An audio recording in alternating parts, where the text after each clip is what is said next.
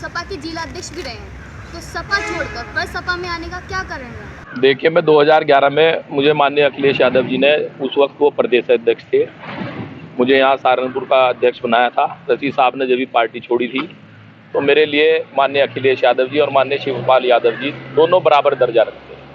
हम लोग समाजवादी पार्टी के कर्मठ कार्यकर्ता हैं। परिवार उन लोगों का, आपस में परिवार में कुछ बातचीत हो गई, परिवार अलग हो गया, तो जब जो हम जैसे जो कार्यकर्ता थे, उन लोगों ने राजनीति में उनका मन खट्टा हुआ, वो लोग घर पे बैठ गए।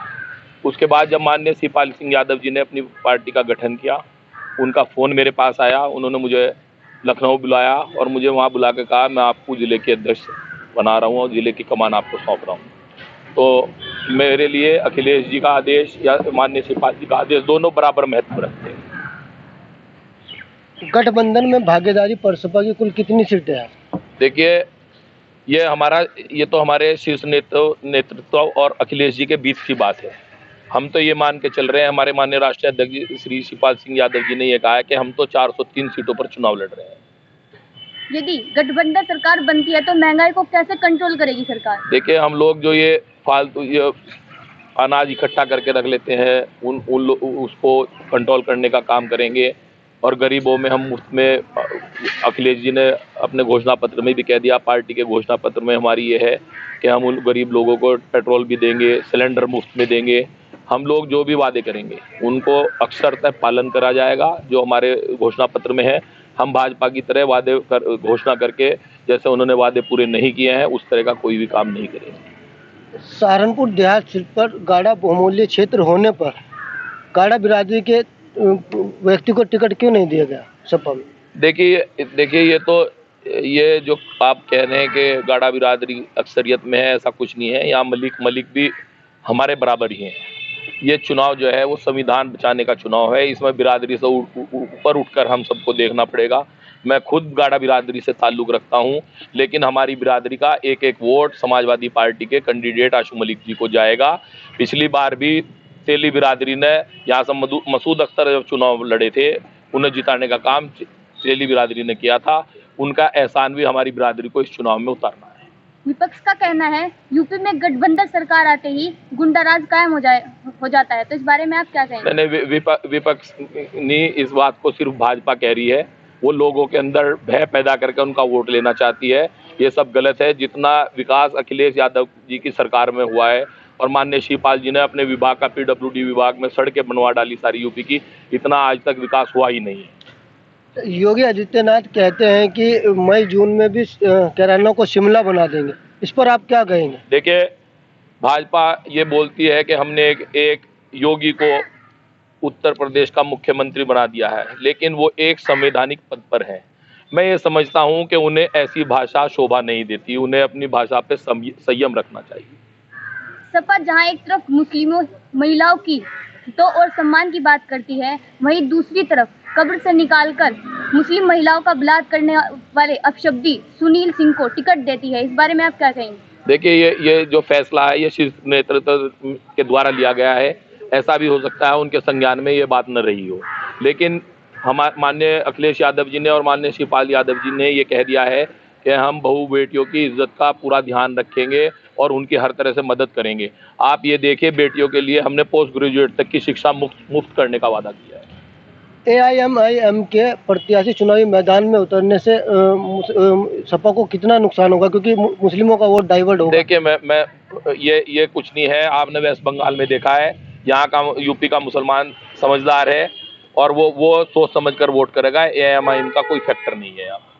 कांग्रेस छोड़कर आए इमरान मसूद व विधायक मसूद अख्तर को टिकट न देने पर क्या कहेंगे, जबकि दूसरी तरफ भाजपा छोड़कर आए धर्म सिंह सैनी को नकुट से सपा ने टिकट दिया? देखिए, मैंने फिर यही बात कही आपसे कि ये चुनाव जो है ये संविधान को बचाने का चुनाव है, हमारे मुल्क को बचाने का चुनाव है।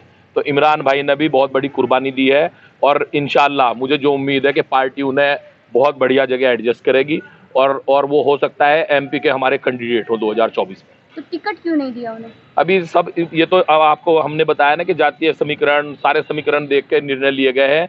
सिर्फ ये था कि इस टाइम जो है हमें भाजपा को हराना हमारा एक लक्ष्य था, उसके लिए हर आदमी ने कुर्बानी दी है। माननीय शिवपाल सिंह यादव ने भी सबसे बड़ी कुर्बानी यूपी में अगर किसी ने दी है वो माननीय शिवपाल सिंह यादव जी ने दी।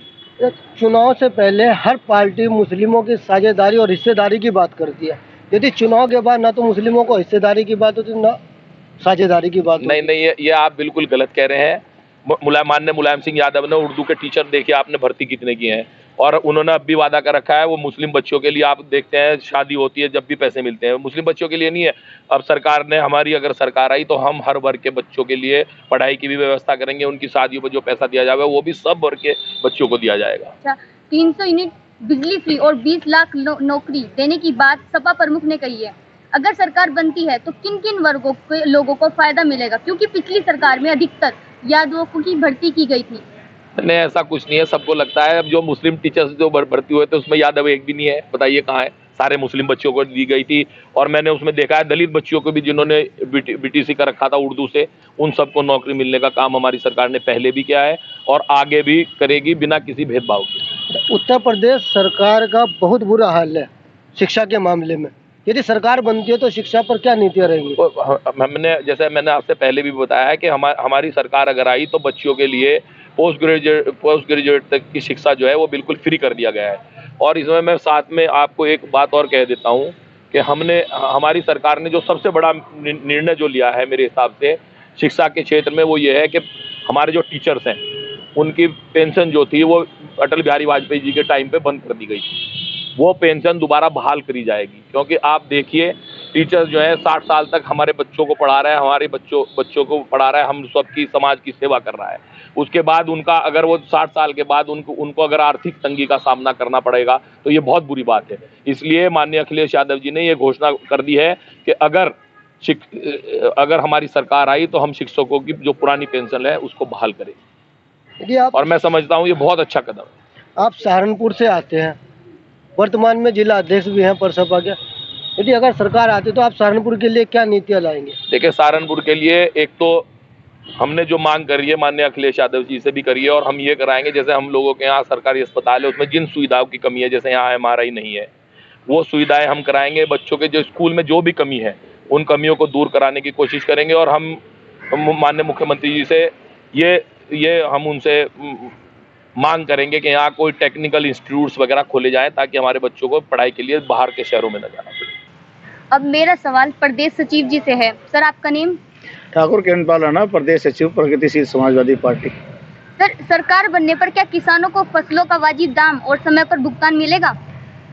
देखिए, मैं आपको एक बात बताना चाहता हूँ कि हमारे जो पूर्व मुख्यमंत्री माननीय अखिलेश यादव जी, राष्ट्रीय अध्यक्ष माननीय अखिलेश यादव जी, माननीय शिवपाल यादव जी, उनका ये कहना है कि अगर हमारी सरकार बनी और हम सत्ता में आए, निश्चित रूप से उनका वाजिब दाम मिलेगा, MSP को पूरा दाम मिलेगा और 300 यूनिट बिजली मिलेगी, और जो सिंचाई की व्यवस्था है वो फ्री होगी।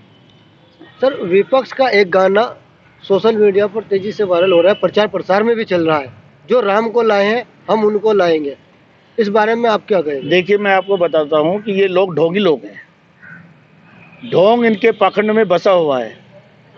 ये लोग क्या करते हैं, धर्म के नाम पर वोट लेते हैं और हिंदू मुस्लिम को भिड़वाने का काम करते हैं। आपको मैं बताना चाहता हूँ कि जब अयोध्या में राम मंदिर बना और कोर्ट का निर्णय आया, संविधान के हिसाब से आया, क्या किसी मुस्लिम ने विरोध किया? इस देश का हिंदू मुसलमान सब भाई भाई हैं। यहाँ ये देश एकता का प्रतीक है। केवल अगर कोई खाई खोदने का काम कर रही है तो वो भारतीय जनता पार्टी कर रही है। भारतीय जनता पार्टी इस देश की जो है शांति भंग कर रही है, इस देश को अशांत करने का काम कर रही है। सहारनपुर की 7 विधान सीटों में से सबसे ज्यादा चुनौतीपूर्ण सीट गठबंधन के लिए कौन सी है? सहारनपुर की 7 सीटों जिन पर चुनाव हो रहा है, और भाई इमरान मसूद के आने से निश्चित रूप से हम 7 विधानसभा सीट जीतेंगे। यहाँ कोई हमारे मुकाबले में है ही नहीं। कर्नाटक, मध्य प्रदेश स्कूल में मुस्लिम छात्रों पर हिजाब पर पाबंदी लगाई गई है, यदि सरकार अगर सपा की आती है तो यहाँ भी यही नीतियाँ रहेंगी या कुछ चेंज होगी?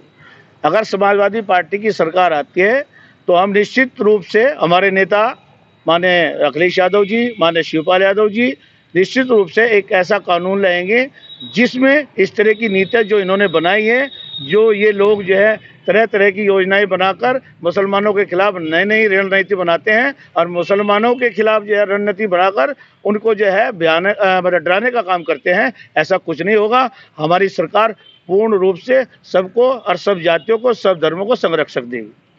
7 विधानसभाओं में से सपा कितनी विधानसभा पर अपना परचम ले रहा है? 7 विधानसभाओं मिनिमम कम से कम 5 सीटें तो हम कम से कम जीतेंगे। वैसे तो लक्ष्य 7 का है, लेकिन 5 तो कम से कम जीत ही जाएंगे। गलत हो गया।